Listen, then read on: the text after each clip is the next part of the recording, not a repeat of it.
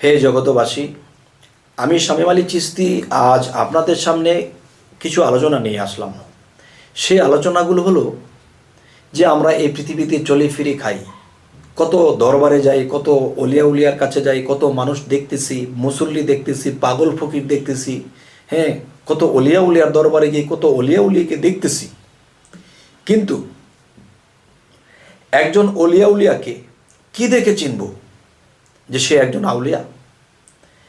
একজন মুর্শিদকে, একজন পীরকে কি দেখে বুঝবো সে একজন কামেল পীর?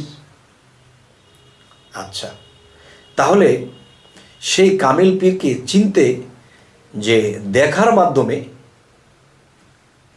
মাধ্যমে যে জিনিসগুলো চিনব সেগুলো আমি তুলে ধরব, এবং সেই চেনার পরে যেই জিনিসগুলো আপনি তার কাছ থেকে পেলে আপনি তাকে মুর্শিদ হিসেবে মানতে পারেন সেটা আমি তুলে ধরব ইনশাআল্লাহ।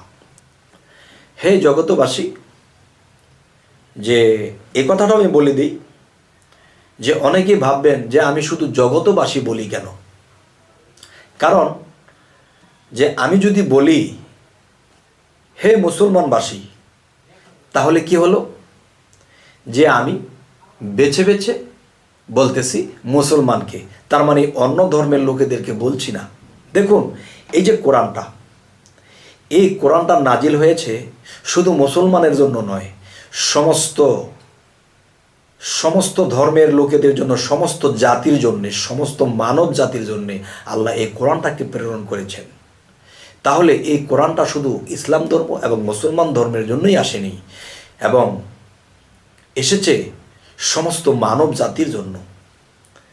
তাই আমি বলে থাকি হে জগতবাসী, তার মানে জগতের মধ্যে সমস্ত ধর্মের লোকেরা আছে, সমস্ত স্তরের লোকেরা আছে। এই সকল স্তরের লোকেদের জন্য এই আমার আলোচনা। যদি বলতাম হে মুসলমান ভাইয়েরা, হে মুসল্লি ভাইয়েরা, তাহলে তো আমি ক্ষুদ্র আলাপ করলাম। আর এখন যখন জগতবাসী বলেছি, তো সমস্ত জগতের মানুষ যদি শুনে, নিজেকে এই কথাগুলো শুনে এবং নিজের মধ্যে সেই জিনিসগুলো সেট করতে পারে, তাহলে আমরা মানব জীবন ধন্য হবে। তো হে জগতবাসী, প্রথমত যে লক্ষণ, সেই লক্ষণগুলো হলো যে যখন একটা আউলিয়ার কাছে আমি গিয়েছি, একটা পাগল ফকিরের কাছে গিয়েছি, একজন পীরের কাছে গিয়েছি, তো কি করে বুঝবো যে একজন কামেল মুর্শিদ একজন ভক্তকে নিলে তখন তাকে বীজ রূপে রোপণ করা হয়। তখন বীজ রোপণ করে দিয়ে, নামের বীজ দিয়ে ভক্তকে ছেড়ে দেয়, যাও তুমি এভাবে সাধন করবে, এভাবে আমল করবে, এভাবে করবে। তখন সেই বীজ রোপণ করে দিয়েছে। তখন সে যখন আল্লাহর নামের সে সাধনা, সে আমল করতে থাকে, তখন সেই বীজ থেকে আস্তে আস্তে গাছ হয়। গাছ হওয়ার পরে 2 পাতা, 3 পাতা, 4 পাতা ছাড়ে। এরপরে গাছটি অনেক বড় হয়। এরপরে গাছের আগায় কলি হয়। এরপরে সেই কলি থেকে ফল হয়। ফল হলেই কিন্তু খাওয়া যাবে না, সেই ফল পাকতে হবে। এবং ফল যখন পাকবে তখন কি হবে? তখন গাছটা একসময় স্ট্রং ছিল, সোজা খাড়া ছিল। যখন গাছটার মধ্যে ফলে ভর্তি হয়ে গেছে, তখন সেই গাছটি নেচা হয়ে গেছে ফলের ভারে। ফলের ভারে যখন নেচা হয়ে গেছে, তখন বাচ্চারাও পেরে পেরে খেতে পারে এবং মানুষ হাত দিয়ে পেরে খেতে পারে। তার মানে ফলের ভারে গাছের মাথাটা নিচে হয়ে গেছে। হে জগতবাসী, এই পৃথিবীতে কোনো অলি আউলিয়া পীর মুর্শিদ যার কাছে যাওয়া হবে, যদি দেখা যায় যে সে যদি সেই পীর মুর্শিদের কাছে কেন যায়, যে আমরা যেন তার কাছে গেলে একটা ভালো ফল পাই। আর সেই ফলওয়ালা গাছ যদি এই পীর সাহেব, এই মুর্শিদ হয়ে থাকে, তাহলে সে যদি স্ট্রং করে কথা বলে, এই সেই এমনে সেমনে ঝাঁকি দিয়ে উচ্চারণকে কথা বলে, তখন বোঝা যাবে তার গাছটা সোজা। তার মানে তার গাছের মধ্যে ফল নেই। যদি ফল থাকতো তাহলে ফলের ভারে সেই গাছটি যেরকম নিচু হয়ে যেত। আচ্ছা, যদি কোনো পীর, কোনো মুর্শিদ, কোনো আউলিয়া সাধারণ মানুষের কাছেও নিচু হয়ে কথা বলে এবং সর্বদিক দিয়ে আদব দেখা যায়, হিংসা নিন্দা দেখা যায় না। এবং যা বলে যেমন মুখ দিয়ে মধুর বাক্য বের হচ্ছে, আর শুনলে যেন প্রাণ জড়িয়ে যায়, মনে চায় তার পায়ের কাছে যে একটু সালাম করি, মনে ভক্তি জেগে যায়। যখন নরম হৃদয়ে কথা বলতে বলতে বলতে তার কথা শুনতে শুনতে চোখে পানি এসে যায়, তাকে দেখলে মনে হয় আমি নবী রাসূলদের কথা মনে পড়ে, যে তার মধ্যে নবী রাসূলের যে একটা ভাব চরিত্র পাওয়া যাইতেছে, তখন বুঝবেন যে সে ছোট হোক বড় হোক সকলের কাছে তার মাথাটা নিচে হয়ে যাইতেছে। কথা বলতেছে, চোখের দিকে তাকায় বলে না, সে নিচের দিকে তাকায় বলে, তার মাথাটা বারবার নিচের দিকে চলে যায়। তখনই বুঝবেন যে এই সেই পীর, এই সেই আউলিয়া। তার গাছে ফলে বোঝাই, তাই তার মাথাটা বারবার নিচে হয়ে যাচ্ছে।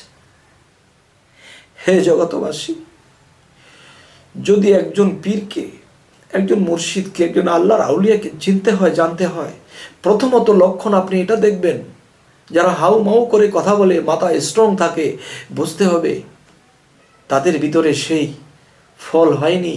আর ফল হয়নি বলে গাছটার মাথা উঁচু, ফল হয়ে গেলে আর সেই ফল পাইবার জন্যই তো একজন পীরের কাছে যায়, একজন মানুষ যায়, যে পরে কি করে তার গাছের ফল সে যখন নেয় তখন আল্লাহর দিকে অগ্রসর হয়। আর সেই গাছের ফল কি?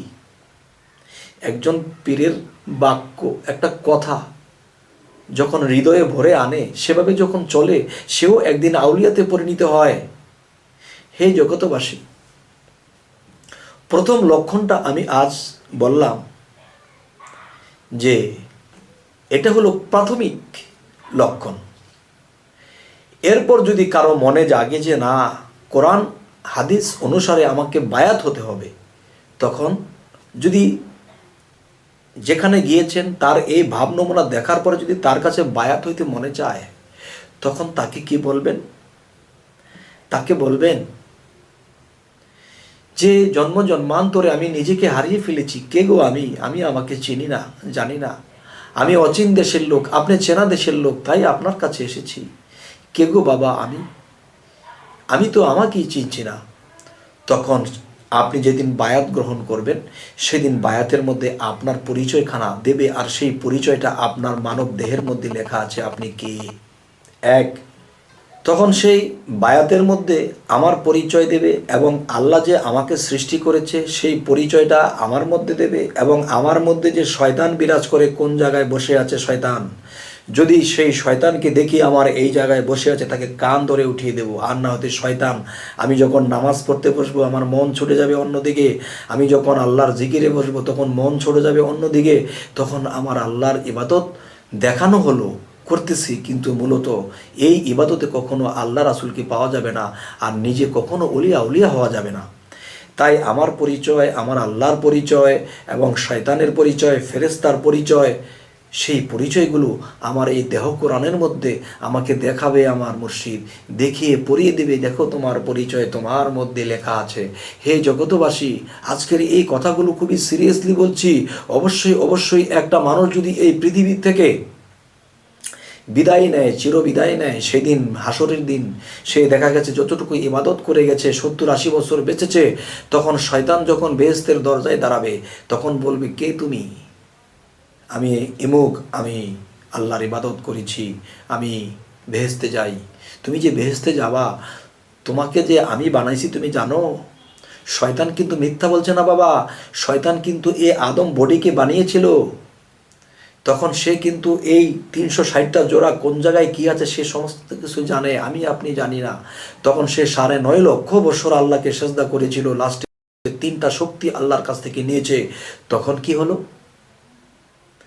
তখন সে এরকম শক্তি পেয়ে তখন ধোঁকা দেবে, তখন আপনার পরিচয় জিগাবে। সেই পরিচয় তোমার মানব কোরআনের মধ্যে কোথায় আছে? তোমার আল্লাহর পরিচয়, তোমাকে যে আল্লাহ সৃষ্টি করেছে তার প্রমাণটা তোমার মানব দেহ কোরআনের মধ্যে কোথায় আছে?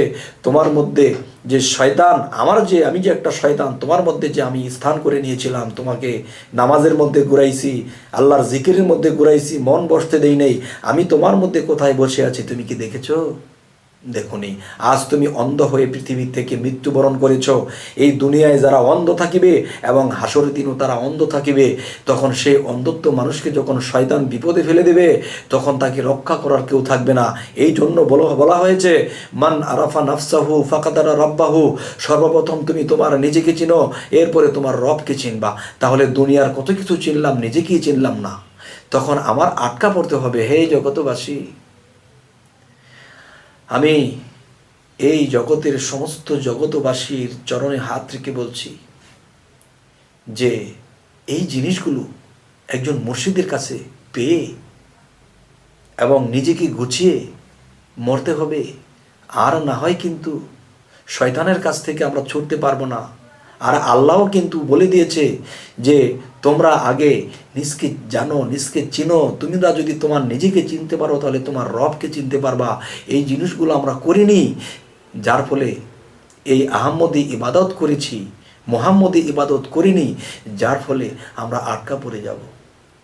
হে জগতবাসী, আজকের এই আলোচনাগুলো আমার হৃদয়ের, আমার প্রাণের অন্তরের অন্তঃস্থল থেকে করেছি। যদি কারো ভালো লাগে, একজন ভালো কামেল মুর্শিদের কাছে যাবেন, বায়াত গ্রহণ করবেন, এরপর আপনারা আল্লাহর ইবাদত করবেন। তো আমাদের এই দরবার থেকে যে আলোচনাগুলো হয়, তো আমাদের বাকি আলোচনাগুলো যদি আপনারা পেতে চান, অবশ্যই সাবস্ক্রাইব করে রাখুন। পরবর্তীতে আপনাদের কাছে নোটিফিকেশন যাবে, আপনারা পেয়ে যাবেন। তো সকলেই ভালো থাকবেন। আল্লাহ হাফিজ।